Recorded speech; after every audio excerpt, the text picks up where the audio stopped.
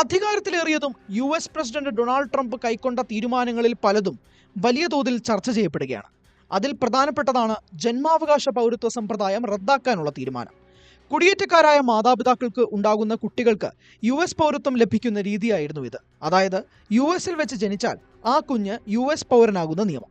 അധികാരമേറിയ ആദ്യ ദിനം തന്നെ ഇങ്ങനൊരു തീരുമാനം എത്തിയതോടെ വൈസ് പ്രസിഡന്റ് JD വാൻസിന്റെ ഭാര്യയും ഇന്ത്യൻ വംശജയുമായ ഉഷ വാൻസിനെ ചുറ്റിപ്പറ്റിയാണ് ചർച്ചകളത്രയും. ജന്മാവകാശ പൗരത്വം റദ്ദാക്കിയാൽ അത് ഉഷ വാൻസിനെ എങ്ങനെ ബാധിക്കുമോ എന്നാണ് ചോദ്യം. US സെക്കൻഡ് ലേഡി എന്ന പദത്തിലേറുന്ന ആദ്യ ഇന്ത്യൻ വംശജയാണ് ഉഷ. സമൂഹ മാധ്യമങ്ങളാണ് ഉഷ വാൻസിന്റെ പൗരത്വം സംബന്ധിച്ചുള്ള ചർച്ചകൾക്ക് തുടക്കമിട്ടത്. ഉഷയുടെ ജനന സമയം അവരുടെ മാതാപിതാക്കൾക്ക് അമേരിക്കൻ പൗരത്വം ഉണ്ടായിരുന്നില്ല എന്നാണ് പോസ്റ്റ്. എക്സിൽ വന്ന ഈ പോസ്റ്റിന് താഴെ വലിയ ചർച്ചകൾ നടക്കുന്നുണ്ടെങ്കിലും ഉഷ വാൻസിന് ആശങ്ക വേണ്ട എന്നാണ് വ്യക്തമാവുന്നത്. ഉത്തരവിറങ്ങി 30 ദിവസത്തിന് ശേഷം ജനിക്കുന്ന കുട്ടികൾക്കാണ് ഈ നിയമം ബാധകമാവുക എന്നാണ് USA ടുഡേ വ്യക്തമാക്കുന്നത്.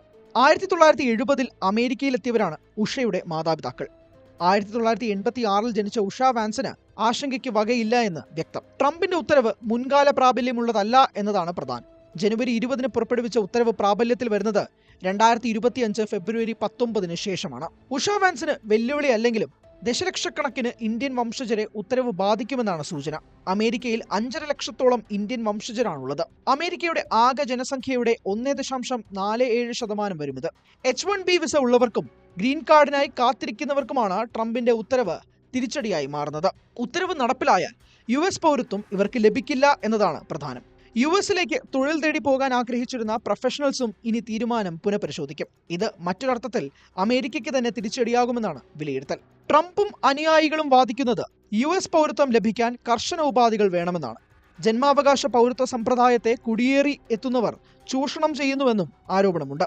മാതാപിതാക്കളിൽ ഒരാളെങ്കിലും US പൗരനോ നിയമപരമായ സ്ഥിരതാമസക്കാരനോ അല്ലെങ്കിൽ രാജ്യത്ത് ജനിക്കുന്ന കുട്ടികൾക്ക് പൗരത്വം നൽകരുതെന്നാണ് വിവിധ ഏജൻസികൾക്കായി പുറപ്പെടുവിച്ച ഉത്തരവിലുള്ളത്. കുടിയേറ്റ നിയന്ത്രണമെന്ന ട്രംപിന്റെ നയം നടപ്പാക്കുന്നതിന്റെ ആദ്യഘട്ടമായി ഈ ഉത്തരവിനെ കണക്കാക്കുന്നു. ഉത്തരവ് നടപ്പിലായാൽ രാജ്യത്ത് പ്രതിവർഷം ജനിക്കുന്ന 1.5 ലക്ഷത്തിലേറെ കുരുന്നുകൾ പൗരന്മാരല്ലാതാകുമെന്ന് Massachusetts attorney general Andrea Joy Campbell പറയുന്നു. ഭരണഘടനാപരമായ അവകാശം ഇല്ലാതാക്കാൻ ട്രംപിന് കഴിയില്ല എന്നാണ് ഉത്തരവിനെ എതിർക്കുന്നവർ വാദിക്കുന്നത്. ട്രംപ് എങ്ങനെ നടപ്പിലാക്കും ഈ നിയമം? US ഭരണഘടനയുടെ 14ാം ഭേദഗതിയാണ് ജന്മാവകാശ പൗരത്വം ഉറപ്പാക്കുന്നത്. ഈ വ്യവസ്ഥ മാറ്റണമെങ്കിൽ ഭരണഘടനാ ഭേദഗതി വേണ്ടിവരും. ഡെമോക്രാറ്റുകളും നിരവധി പൗരാവകാശ സംഘടനകളും ഇതിനോടകം ഉത്തരവിനെതിരെ നിയമ നടപടി ആരംഭിച്ചിട്ടുണ്ട്. പൗരത്വാവകാശം നഷ്ടമാകുന്നവർക്ക് വൈദ്യസഹായം, തൊഴിൽ രംഗത്തെ അവകാശങ്ങൾ, വോട്ടവകാശം എന്നിവ ഇല്ലാതാകും. വെല്ലുവിളികൾ നിറഞ്ഞതായിരിക്കും ഉത്തരവ് നടപ്പാക്കാനുള്ള നീക്കമെങ്കിലും ട്രംപ് തീരുമാനത്തിൽ നിന്ന് പിന്മാറുമോ എന്നാണ് കണ്ടറിയേണ്ടത്.